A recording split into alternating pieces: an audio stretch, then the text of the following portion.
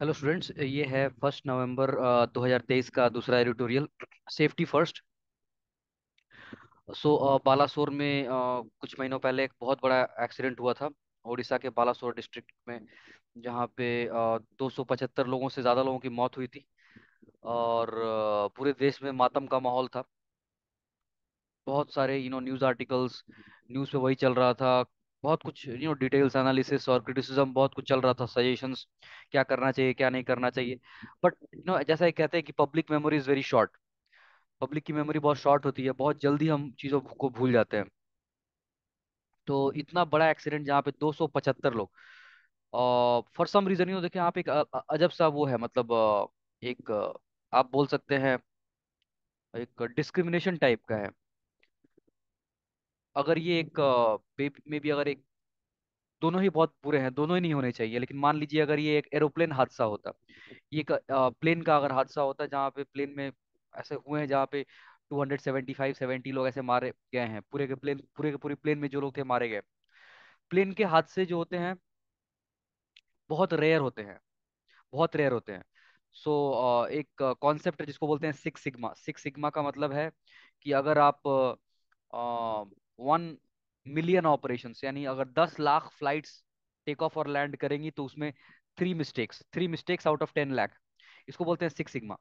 इससे भी कहीं ज्यादा हाई लेवल पे फ्लाइट्स ऑपरेट करती हैं, बार 12 सिग्मा, 10 सिग्मा, 9 सिग्मा, जहाँ पे मतलब ऑलमोस्ट 0.000 समथिंग परसेंट चांस होता है in million operations. 1 million, 10 lakh से ज्यादा फ्लाइट्स अगर उड़ेंगी तो उसमें 0.000 समथिंग का चांस है कि एक्सीडेंट हो जाए। तो फ्लाइट के एक्सीडेंट्स बहुत रेयर होते हैं। फिर भी फ्लाइट के जब एक्सीडेंट्स होते हैं तो सालों साल उन्हें याद रखा जाता है। अभी भी न्यूज में हम वो एक फ्लाइट थी इंडोनेशिया की, आई थिंक MH217 ऐसे कुछ था, विच वेंट मिसिंग, तो उसको लेके अभी भी आर्टिकल्स आते हैं न्यूज में। तो फ्लाइट एक्सीडेंट्स के बारे में लोग बहुत दिनों तक याद रखते हैं, पर ट्रेन एक्सीडेंट्स लोग बहुत जल्दी भूल जाते हैं, वेरी क्विकली।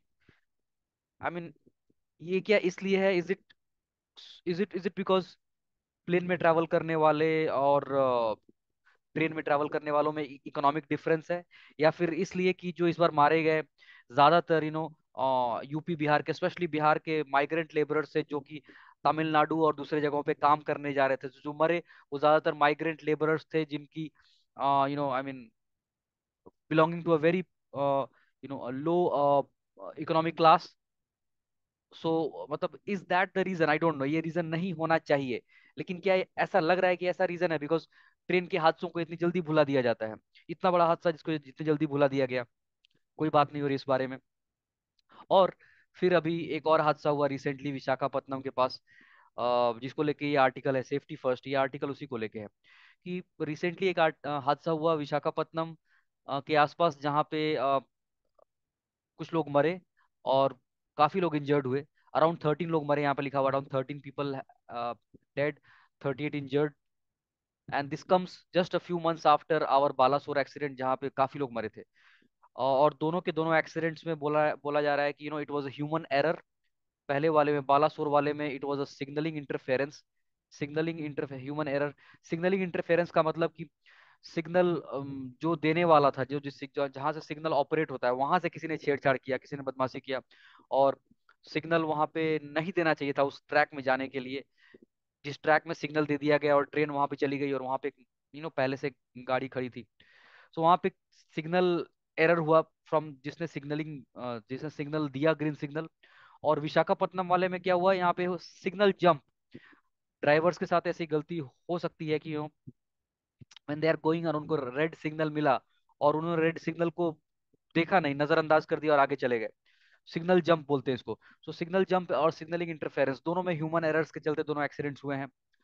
अम, और यहाँ पे फिर आगे आर्टिकल बोलता है कि इंडिया में एक एंटी कॉलिजन सिस्टम डेवलप किया गया है, जिसको कवच कहते हैं। ये आपके प्रीलिम्स के लिए बहुत इंपॉर्टेंट होगा, इसको पढ़ लीजिएगा। ट्रेन एंटी कॉलिजन सिस्टम, कवच, जो डेवलप किया गया था, काफी सालों पहले डेवलप हुआ था, कि जो कॉलिजन को रोक सकता है, दो ट्रेन के टकराव को रोक सकता है। उस अगर ड्राइवर, मान लीजिए ड्राइवर से मिस्टेक हो भी जाती है, वो अगर टाइम पे ब्रेक नहीं लगाता है या वो सिग्नल ओवरलुक कर जाता है, तो भी ये सिस्टम ऑटोमेटिकली डिटेक्ट करेगा और कॉलिजन को रोक नहीं होगा, टकराव नहीं होगा। तो ये सिस्टम कुछ दिनों पहले न्यूज में आया था कि ये सिस्टम डेवलप काफी साल पहले हो चुका है, 10 साल से ज्यादा हो चुके हैं, लेकिन फिर भी ये 2 से 3% ऑफ रेलवे ट्रैक्स में ही और रेलवे इंजिन्स में ही अवेलेबल कराया गया है। सो ये तो दोनों एक्सीडेंट हुए बालासोर में और विशाखापट्टनम में, दोनों में the trains were not equipped with Kavach, Kavach system उनमें नहीं लगा हुआ था। सो ये आर्टिकल उसको क्रिटिसाइज कर रहा है कि ये क्यों नहीं हो रहा है, इतने सारे डेथ्स और इतने सारे एक्सीडेंट्स के बावजूद भी क्यों नहीं इसके ऊपर एक वॉर फुटिंग पे काम हो रहा है। मतलब एक युद्ध के स्तर पे काम होना चाहिए कि एकदम पहला प्रायोरिटी ये हो रेलवेज का कि हमें जितना जल्दी हो सके सारे के सारे ट्रेन्स में, सारे ट्रैक्स में, एवरीवेयर हमें एक Kavach system, anti collision system available कराना है, because end of the day human lives are being lost. So even लिखा हुआ कि इवन ओडिशा एक्सीडेंट जो हुआ, बालासोर में एक्सीडेंट, उस एक्सीडेंट के बाद भी, इवन आफ्टर दैट एक्सीडेंट, कोई एक बहुत ही जबरदस्त इंटेंसिव कैंपेन नहीं दिखाई दे रहा है एंटी कोलिजन सिस्टम डिप्लॉय करने के लिए, which is sad. And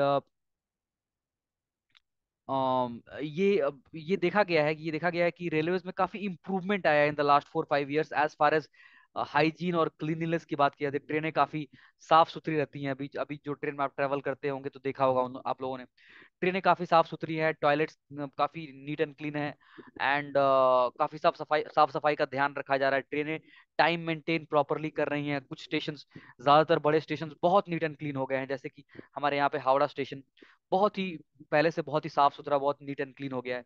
railway tracks बहुत साफ दिख रही हैं। सो इन सब पे काम हुआ है। सो जो ये लुक एंड फील होता है कि हाँ साफ सुथरा है, इन चीजों पे काम हुआ है। बट जहाँ पे human lifes are at risk, वहां पे काम क्यों नहीं हो रहा है? जहाँ पे ह्यूमन लाइफ्स लॉस्ट हो रही हैं, वहां पे क्यों काम नहीं हो रहा है?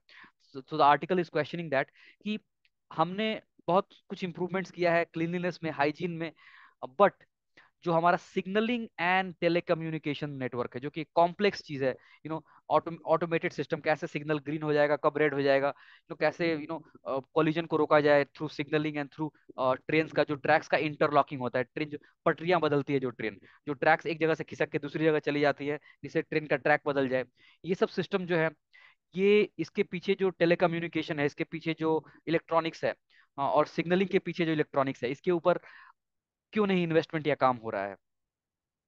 अ, और इवन इवन ह्यूमन रिसोर्स के ऊपर, जो आपका human resource which is required for, यहाँ पे लिखा हुआ है कि 53,180 post, 53,180 post related to operational safety, safety railway की सेफ्टी से रिलेटेड 53,000 से ज्यादा पोस्ट अभी भी खाली हैं। एंड कुछ इम्प्रूवमेंट्स हुई हैं, जैसे कि बहुत सारे क्रॉसिंग्स, जो लेवल क्रॉसिंग्स होता है, जहाँ पे लोग रास्ते से पार करते हैं और ट्रेन ट्रैक जाती है और रोड भी क्रॉस करती है, ट्रैक और रोड का जो क्रॉसिंग होता है, वहाँ पे बहुत जगह पे प्रॉपर सिक्योरिटी दे दी गई है, दरवाजा दे दिया गया है, एंड मैन पावर दिया गया है, राष्ट्रीय रेल सुरक्षा कोष बनाया गया है, जो ट्रैक बिछाया जाता है, ट्रैक लेइंग होता है, ट्रैक लेइंग को बहुत मैकेनाइज कर दिया गया है, मतलब मशीनों का इस्तेमाल हो रहा है ह्यूमन एरर को अवॉइड करने के लिए। और उसके बाद फिर जो आप देखते हैं पटरियां बदलती है ट्रेन, पटरियां बदलने वाले को पहले मैनुअल हुआ करता था, एक बंदा था, एक लीवर पकड़ के खींचता था तो ट्रैक चेंज होता था। उसको अभी बहुत जगहों पे चेंज हुआ है, जहाँ पे बड़े बड़े ब्लैक रंग के बॉक्सेस लगे हुए हैं, जहाँ पे एक आवाज होती है कहीं से, एक सेंट्रल कंट्रोल रूम से बैठ के कंट्रोल किया जा रहा है, वहां पे एक आवाज होती है और अपने आप ट्रैक्स इधर उधर मूव करने लगती हैं, वो देखा है मैंने। सो ये सब चीजें की गई हैं, बट फिर भी ये राष्ट्रीय रेल सुरक्षा कोष हो, या फिर ये मैकेनाइजेशन के बावजूद भी, अगर जब तक लाइफ्स आर गेटिंग लॉस्ट, जब तक लोग मर रहे हैं, तब तक सवाल पूछे जाएंगे कि क्यों नहीं काम हो रहा है। Because end of the day goal यही होना चाहिए कि फैटेलिटी और डेथ जितनी ज्यादा हो सके कम हो जाए, जीरो होनी चाहिए, there should be zero deaths, that should be the goal. So यही लिखा हुआ है कि as long as lifes continue to be lost, these steps will have no value, and there has to be accountability. So बहुत सारे countries में आप देखेंगे, स्पेशली स्कैंडिनेवियन कंट्रीज में या यूरोपियन कंट्रीज में, आप देखेंगे कि अगर कुछ इस तरह का हादसा होता है, कुछ इस तरह का ट्रेन हादसा होता है, तो जो मिनिस्टर होता है इंचार्ज, वो रेस्पॉन्सिबिलिटी लेता है एक प्रेस कॉन्फ्रेंस में कि yes I take responsibility for this and I step down. अक्सर वो रिस्पॉन्सिबिलिटी लेते हैं और अपने पोजीशन को छोड़ देते हैं। सो हम ये नहीं कह रहे हैं कि सबको पोजीशन छोड़ देना चाहिए, बट जब यहाँ पे एक्सीडेंट्स होते हैं तो नो वन, कोई भी सामने आके अकाउंटेबिलिटी नहीं लेता है कि ठीक है हमसे गलती हुई, हम इसको एक्सेप्ट करते हैं, इस पे काम करेंगे। तो अकाउंटेबिलिटी इज मिसिंग। एंड एक चीज यहाँ पे सजेशन दिया जा रहा है कि जैसे कि प्लेन्स में होता है, उसको बोलते हैं black box. By the way, prelims के लिए आप लोग ये राष्ट्रीय रेल सुरक्षा कोष संरक्षण कोष भी पढ़ लीजिएगा, along with train avoidance collision system और ट्रेन एंटी कॉलिजन सिस्टम, कवच, इसके बारे में रीड करना है प्रीलिम्स में। ठीक है, ब्लैक बॉक्स क्या होता है? कोई भी अगर फ्लाइट का एक्सीडेंट होता है, फ्लाइट कहीं क्रैश करती है, तो फ्लाइट के जो रिमेन्स मिलते हैं, उसके टुकड़े जो मिलते हैं, उसमें सबसे पहले ब्लैक बॉक्स को खोजा जाता है। ब्लैक बॉक्स एक सिस्टम है जहाँ पे कॉकपिट, जहाँ पे वो पायलट बैठा होता है और उसके जितने भी सहयोगी होते हैं, वहां पे क्या बात चल रही है, what are they talking, what are they doing, and क्या कौन कौन से बटन दबाए उन्होंने, क्या क्या उन्होंने लिवर्स यूज किया, कहाँ पे कॉल किया, किससे बात की, किससे हेल्प मांगी, क्या किया, सब कुछ रिकॉर्ड होता है। Each and everything that happens inside the cockpit is recorded black box में। ब्लैक बॉक्स मिल जाता है तो उसको स्टडी करके समझ में आ जाता है कि ये एक्सीडेंट हुआ क्यों, क्रैश करने के पहले पायलट क्या बोल रहा था, what was he saying, what was he doing, वो किसको कांटेक्ट कर रहा था, क्या उसने बटन दबाया, क्या हुआ कॉकपिट के अंदर, सब कुछ मालूम चल जाता है ब्लैक बॉक्स से।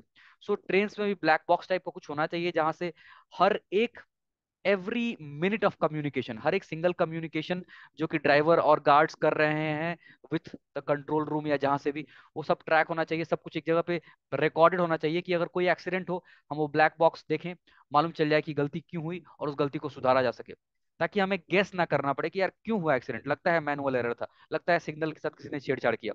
हमको गेस नहीं करना पड़ेगा, हमको क्लियर कट मिल जाएगा। उसके लिए ट्रेन में भी ब्लैक बॉक्स टाइप का चीज होना चाहिए, because end of the day हर साल ट्रेन एक्सीडेंट्स में काफी लोग मर रहे हैं, काफी लोग मर रहे हैं। सो ब्लैक बॉक्स जैसी एक चीज की जरूरत है।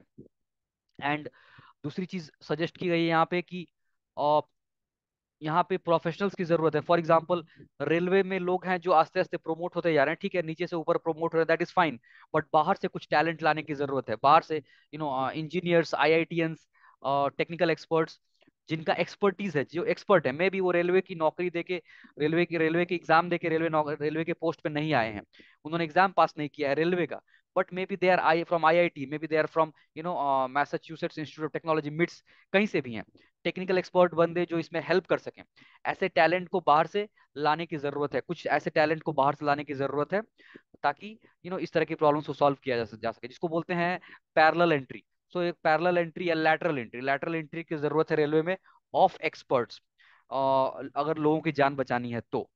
That is about the second editorial of 1 November.